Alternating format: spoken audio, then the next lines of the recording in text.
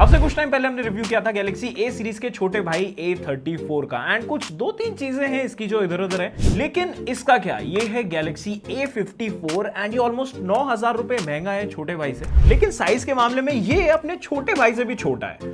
मतलब ये चल क्या रहा है? डोंट वरी, सब सवालों के इधर जवाब मिलने वाले हैं। This is Yash. ये है Samsung Galaxy A54 review and you're watching My Smart Price. And before we begin, just make sure you hit that subscribe button because you wouldn't want to miss out on all of the fun. तो चलो बिना time waste किए एक बार इसकी कहानी पर थोड़ा गौर फरमाते हैं और स्पेसिफिकेशंस निहारते हैं। एक काफी सॉलिड बिल्ड के साथ डिसेंट कैमरास एंड प्रोसेसर के मामले में A34 के जैसा ही A54 में भी राज रखे गए हैं, लेकिन CID से बात करके हमने प्रोसेसर का भी पता निकलवाया।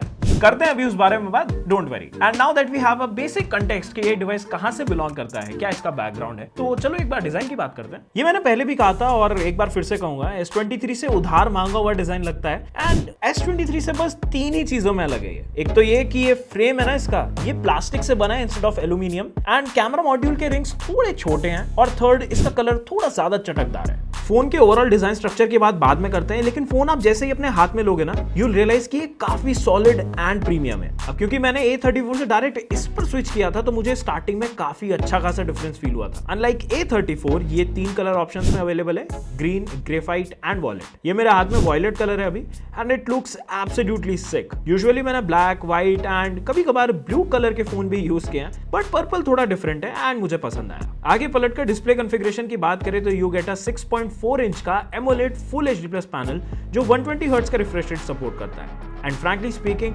सैमसंग कभी कभार ही डिस्प्ले के मामले में गड़बड़ करता है एंड लकीली इस बार ऐसा कुछ नहीं हुआ। हमने इसकी डिस्प्ले टेस्ट करने के लिए इस पर YouTube एंड Netflix वगैरह काफी देखा and picture quality was crisp and clear. Panel अच्छा है तो ब्लैक सच में ब्लैक जैसे दिखते हैं एंड ओवरऑल काफी विविड कलर्स आपको इसमें मिलते हैं। नीचे फिंगरप्रिंट स्कैनर भी है एंड हमने A34 रिव्यू में बताया था कि उसका फिंगरप्रिंट स्कैनर थोड़ा स्लो काम करता है, लेकिन ऐसा कुछ इशू इसमें नहीं है एंड फिंगरप्रिंट स्कैनर तक भी मेरा थंब आराम से पहुंच जाता है। एक कंक्लूडिंग नोट दूं ना तो I was really happy with the display and design. और स्पीकर्स के लिए भी कुछ सिमिलर ही कहा जा सकता है। Dual Dolby Atmos tuned stereo speaker मिलते हैं एंड इसकी वजह से you get a very loud and clear sound output. अब एक चीज जो मुझे काफी अच्छी लगी इस डिवाइस के बारे में वो है इसके haptics, thanks to the linear motor, जिसकी वजह से जब डिवाइस वाइब्रेट करता है तो आपको ऐसा चीप नहीं लगता ये डिवाइस एंड काफी प्रीमियम एंड काफी सेटिस्फाइंग सा फीडबैक देता है। गेमिंग वगैरह भी काफी की हमने इसके ऊपर and overall experience was good. उसमें कोई हैप्टिक फीडबैक तो नहीं मिलता, लेकिन हाँ परफॉर्मेंस अच्छा होता है। अब अगर आप प्रोसेसर की बात करोगे तो वो तो कहीं पर भी मेंशन नहीं है, लेकिन बेंचमार्क ऐप्स चिल्ला कर बताते हैं कि इसमें you get Exynos 1380। Is it a flagship processor? No.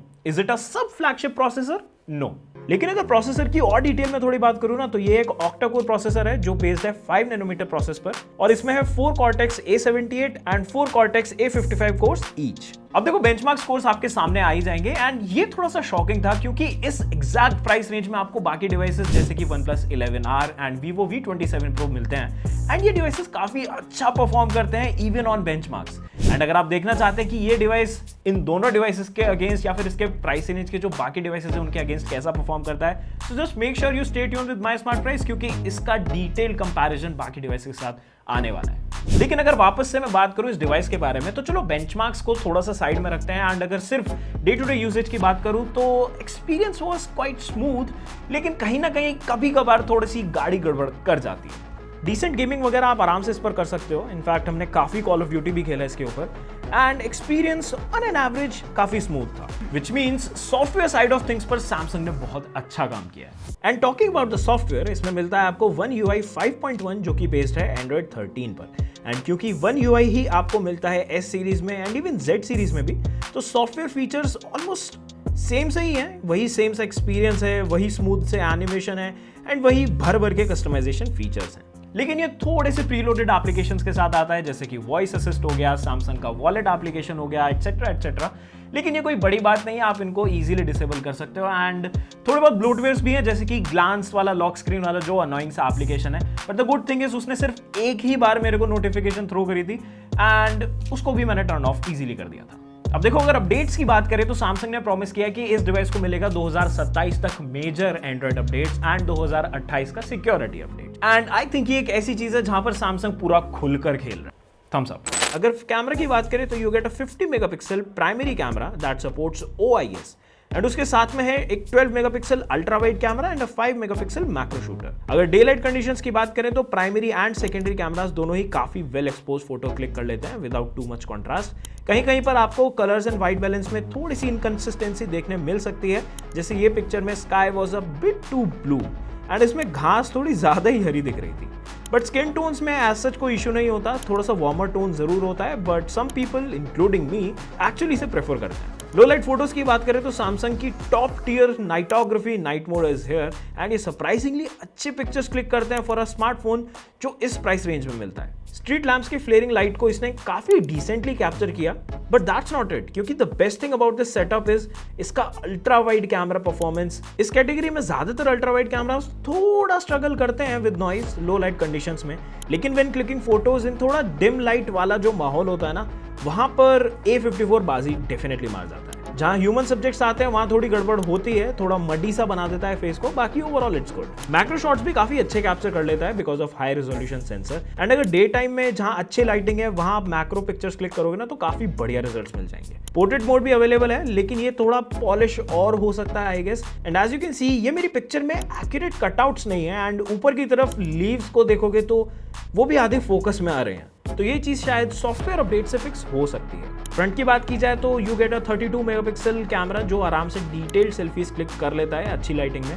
HDR है, लेकिन जैसे ही आप उसे टॉगल ऑन करते हो तो फोटोज में स्किन टोन्स की एकदम से दही पिट जाती है भाई। नाइट टाइम में सेल्फीज में स्किन थोड़ा सा सॉफ्ट हो जाता है, बट पिक्चर्स फिर भी यूजेबल होती हैं। Right now we're recording this footage in full HD 60 FPS and we are recording on Samsung A54। आप हमें कमेंट्स में बताएं नीचे की कैमरा क्वालिटी कैसी है। एंड लाइकवाइज ये है फ्रंट कैमरा का सैंपल Samsung Galaxy A54 का एंड इस टाइम पर ऑडियो भी स्मार्टफोन में ही रिकॉर्ड हो रही है सो दैट हर बार की तरह आपको पता चल पाए कि स्मार्टफोन किस लेवल तक की ऑडियो कैप्चर कर सकता है। अब बैटरी की बात की जाए तो Galaxy A54 में मिलती है आपको 5000 mAh की बैटरी एंड मेरे ख्याल से एक इंडस्ट्री स्टैंडर्ड है, काफी अच्छा प्रो है इस डिवाइस के लिए।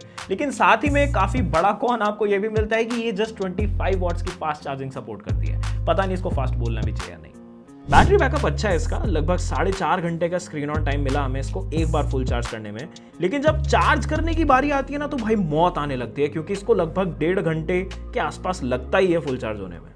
वी जस्ट विश कि अगर इसकी चार्जिंग स्पीड 45 वॉट्स तक की भी हो जाती ना तो मजा आ जाता। पर चलो कोई बात नहीं, अब बात करते हैं मुद्दे की कि अगर आपके पास 40,000 का बजट है तो क्या आपको ये लेना चाहिए या फिर नहीं। देखो Galaxy A54 अच्छा परफॉर्म करता है माइल्डली इंटेंसिव टास्क पर, लेकिन जहां पर भी थोड़ा मॉडरेटली एक्टिव टास्क आ जाती है ना, जहां पर भी थोड़ा CPU एक्सटेंसिव वाली बात आ जाती है, वहां पर ये थोड़ी गड़बड़ी कर देता है। ओवरऑल रियर कैमरा सेटअप काफी अच्छा है for the price, but I just think portrait mode थोड़ा सा और बेटर हो सकता है सॉफ्टवेयर ट्विकिंग की मदद से। बॉक्स में चार्जर नहीं है और फास्ट चार्जिंग की सुविधा से तो भाई डेफिनेटली वंचित रहने वाले हैं, सो ये एक चीज ध्यान रखना। लेकिन अगर आप मुझसे पूछोगे कि इस डिवाइस को खरीदने का कुछ खास फायदा है या फिर नहीं है, तो आई वुड से देखो जो हार्डवेयर है ना वो काफी प्रीमियम है एंड उसी के अलावा जो सॉफ्टवेयर एक्सपीरियंस है ना वो भी काफी अच्छा है। तो अगर आपकी रिक्वायरमेंट एक ऐसा डिवाइस बाय करने की है जहां पर आपको हैवी या फिर एक्सटेंसिव कोई टास्क परफॉर्म नहीं करनी अपने स्मार्टफोन पर एंड एक ऐसा डिवाइस चाहिए जो कि अंडर 40,000 में काफी प्रीमियम लुक दे, काफी अच्छा experience they, this is definitely the device you should go for. वैसे प्रो टिप यहाँ पर ये है कि अगर थोड़ा वेट कर सकते हो तो कर लेना, क्योंकि अगर ये आपको 35 के आसपास में मिल जाता है ना तो trust me it is going to be a very good deal. आपको क्या लगता है Galaxy A54 के बारे में हमें कमेंट्स में जरूर से नीचे बता देना एंड आई गेस ये कार्यक्रम यहीं पर समाप्त करना चाहिए। अगर आपको ये कार्यक्रम पसंद आया तो just make sure you hit the like button, subscribe button. This is me here signing off and I will see you in the next one.